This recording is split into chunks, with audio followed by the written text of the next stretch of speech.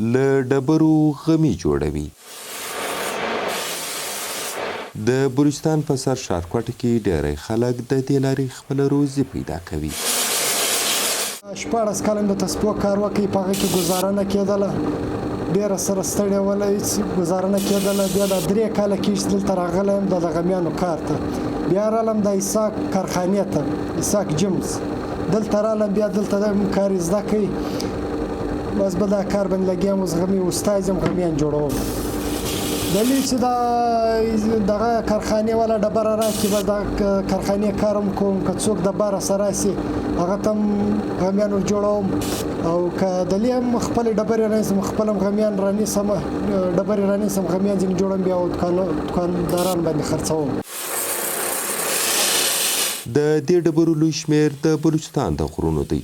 ورسره د سوات او افغانستان د غرونو ډبرې هم دلته د غمي جوړولو لپاره راوړل کیږي. بلوچستان کې خو ډېره ډبره دی.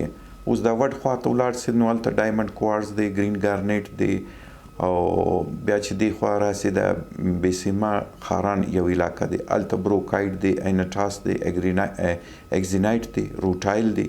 مطلب غمیان چې کې جوړیږي اوس هغې کې اکثر کوارز فیملی دی نه، هغې کې روټایل سو یا نور کوارز، ایمیتس کوارز سو، سموکی کوارز سو، هغې څه موږ غمیان جوړوو.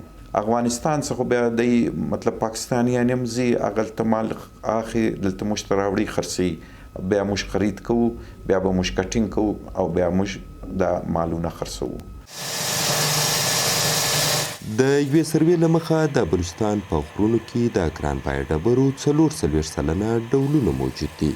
د کاروباریانو په وینا چې له تیرو څو لسیزو څخه دلته روانې ناامنۍ د دوی پر کاروبار باندې بد اغېز کړی دی، چې وجه د بهرنیو کاروباریانو دلته نه راتلل دي.